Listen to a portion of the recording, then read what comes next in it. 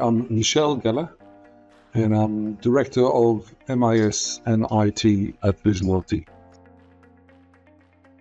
Knowledge management system is, well, there's a lot of documentation, a lot of training and instructions and things which people can access and search in knowledge base and features. And again, some of it is exclusive to internal engineers and internal people, and some of it is for customers. And the idea is that it is based on the profile of the users. They can access some materials and not. And again, this is something which has been implemented and is driven by Aben. I think that is the general gist of what we use it for. So it's effectiveness of training, on demand, accessibility of information about our product, as we have mentioned. And the other bit is not just accessibility, it is a cost saving as well, because it saves us a lot of in-person training, which means traveling and more time.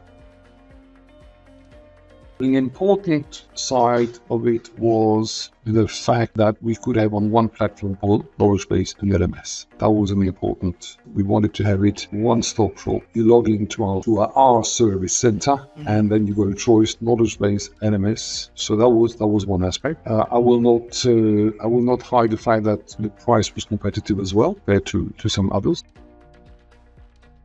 You're selling more and you're dealing with more. We have now about 3,000 systems installed worldwide, and these are very high-end medical systems.